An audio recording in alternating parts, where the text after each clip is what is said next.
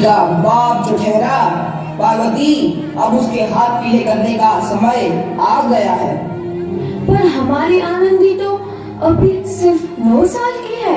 अभी तो उसके पढ़ने लिखने और खेलने कूदने के दिन हैं। देख पार्वती, लड़कियां पराया धन होती है और जितना जल्दी इन्हें घर से विदा कर दे उतना अच्छा है। कल से आनंदी की पढ़ाई लिखाई बंद। पर बापू, इसमें मेरी क्या गलती है? आप मुझे पढ़ाई करने क्यों नहीं देते? तेरी गलती है कि तू एक लड़की है। लड़का होती तो क्या बापू? लड़का होती तो क्या? ऐ लड़की, ज्यादा जबान ना चला, नहीं तो जबान हलक से खींचकर बाहर निकाल दूंगा। बापू, मैं पढ़ लिख कर कुछ बनना चाहती हूँ। मेरी पढ़ाई ना रोको बापू। आनंदी, तुझे पढ़ना है तो पढ़, लेकिन सारी उम्र बाप की छाती पर यूं बोझ बनकर ना बैठ। पर बापू, अभी तो मेरी उम्र पढ़ाई लिखाई की है। मुझे पढ़ लिख कर डॉक्टर बनना है। पढ़ाई पढ़ाई पढ़ाई, आज तो तेरी इन किताबों का काम तमाम करके ही छोड़ूंगा। ये ले। नहीं बापू, मत फाड़ो बापू। अच्छी नहीं बापू, नहीं। बापू, ये तुमने क्या किया? तुमने मेरी इन किताबों को भी नहीं फाड़ा बापू। मेरी किस्मत फाड़ दी, मेरी किस्मत। ये कापी किताबें ना सिर्फ छोरों के हाथ में अच्छी लगती है, लड़कियों के हाथ में तो सिर्फ मेहंदी अच्छी लगती है, मेहंदी। पर बापू, मैं लड़की हूँ तो क्या हुआ?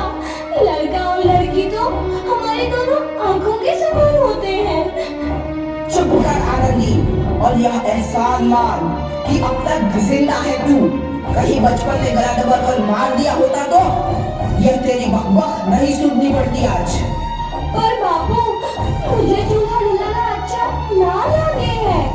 देख छोरी, जितना जल्दी हो तू चूल्हा जलाना सीख ले, उतना ही अच्छा है तेरे लिए। और हाँ, तेरा ब्याह तो होगा, वो भी कल के कल। अगला जीवन है तुम्हारी यही कहानी।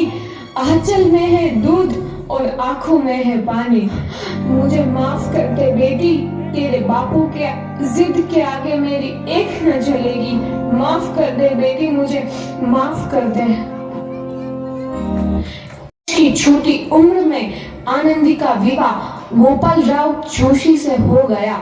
बाल विवाह एक सामाजिक कुरीति है और इस कुप्रथा का शिकार होना पड़ा आनंदी को। 5 वर्ष बाद आनंदी 14 साल की हो गई है। उसके घर एक शिशु ने जन्म लिया है। देखते हैं आगे क्या हो गया है। इसका माथा तो अंगार की तरह तप रहा है। इसे तो बहुत तेज बुखार है। आप बिना कुछ भी बोलते हैं, दीजिए मुझे। माधव, जल्दी से वैद्य जी को बुला के लाओ। जी, अभी बुला के लाता हूँ। ये तुम क्या कर रही हो आनंदी? भगवान की विभूति लगा रही हूँ। बस करो आनंदी, ये सब अंधविश्वास है। अरे आप यकीन तो कीजिए, भगवान की कृपा से इसका माथा ठंडा हो रहा है और बुखार भी उतर गया है ना बाबू? देखिए, दीजिए मुझे। उठो बाबू, आंखें खोलो, तुम्हें तुम्हारी माँ बुला रही है। आंखें खोलो, देखिए ना इसे क्या हो गया है। आंखें भी नहीं खोल रहा। आंखें खोलो बेटा। आप चुप क्यों है? आंखें खोलो बेटा, आंखें खोलो। आनंदी, हमारा बेटा कभी आंखें नहीं खोलेगा। नहीं, ऐसा नहीं हो सकता। मेरे बेटे को मुझसे कोई नहीं छीन सकता, कोई नहीं छीन सकता। पागल मत बनो आनंदी। माधव,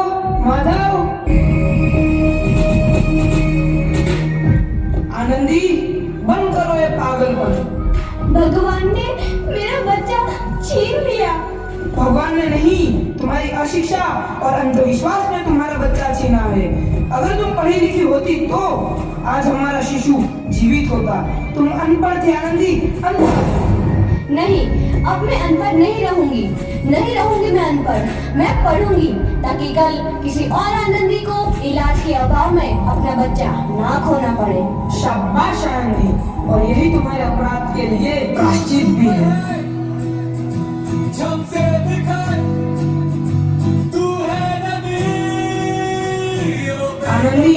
तुम्हारी 12वीं का परिणाम आ गया है। तुमने पूरे कॉलेज में प्रथम स्थान अर्जित किया है।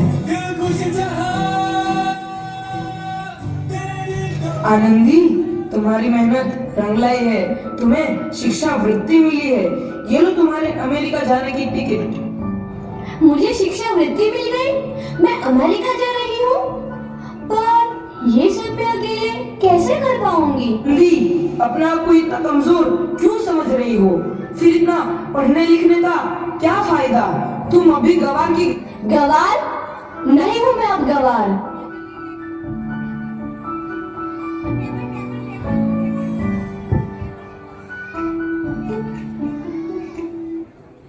तो इस प्रकार 7 अप्रैल 1883 को आनंदी अमेरिका के पेंसिल्वेनिया के लिए रवाना हुई और 3 साल बाद उन्होंने डॉक्टर ऑफ मेडिसिन की उपाधि प्राप्त कर ली। इधर आनंदी के पिता की तबीयत बहुत खराब है। आगे क्या होता है देखते हैं। लगता है अब मेरे जाने का समय आ चुका है। अब मैं नहीं बचूंगा। ऐसा मत बोलो। शहर के सिटी हॉस्पिटल में अमेरिका से डिग्री लेकर कोई बड़ा डॉक्टर आया है। एक बार वहाँ चलकर दिखा लेते हैं। हाँ, सही बोला भैया। कम से कम दिल को तसल्ली तो मिल जाएगी। हाँ हाँ, चलो चलो जल्दी हॉस्पिटल चलते हैं।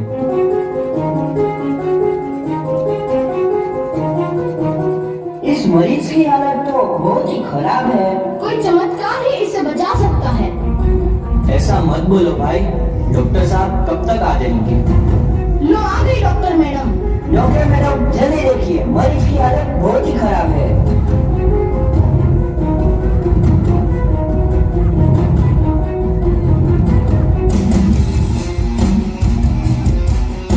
अब आप बिल्कुल ठीक हैं। मौत के मुंह से आपको बचाया है डॉक्टर मैडम ने। डॉक्टर साहब ने मुझे बचा लिया। मुझे मिलना है डॉक्टर साहब से। डॉक्टर साहब नहीं, डॉक्टर मैडम बोलो। डॉक्टर मैडम, उन्होंने ही तुम्हें जीवन दान दिया है। लो आ गई डॉक्टर मैडम, मिल लो उनसे।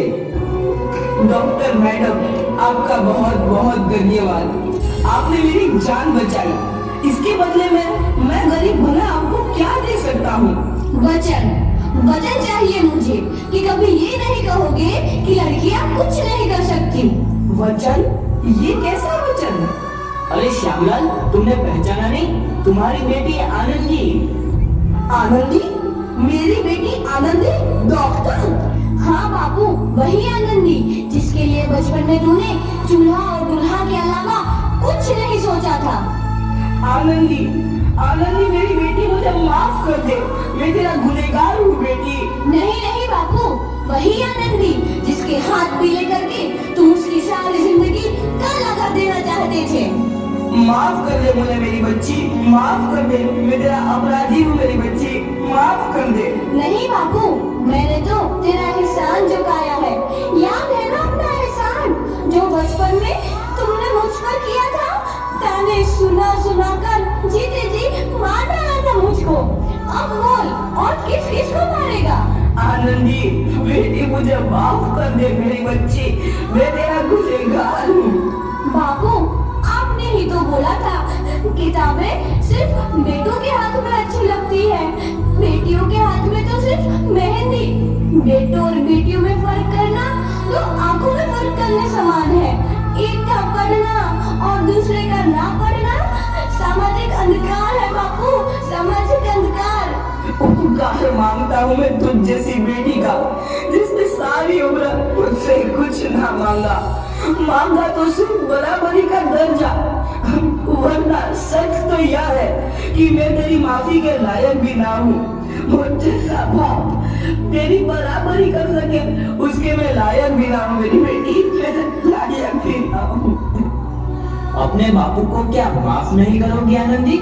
माफ कर दो आनंदी, माफ कर दो। सुबह का भूला यदि शाम को घर लौट आए तो उसे भूला नहीं कहते।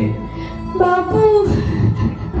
तो इस प्रकार आनंदीबाई जोशी ने अपनी मेहनत और अटूट इरादे से न केवल भारत की पहली महिला डॉक्टर बनी, बल्कि आगे चल के उन लड़कियों के लिए सुनहरा रास्ता दिखा गई जो जीवन में कुछ करना चाहते थे।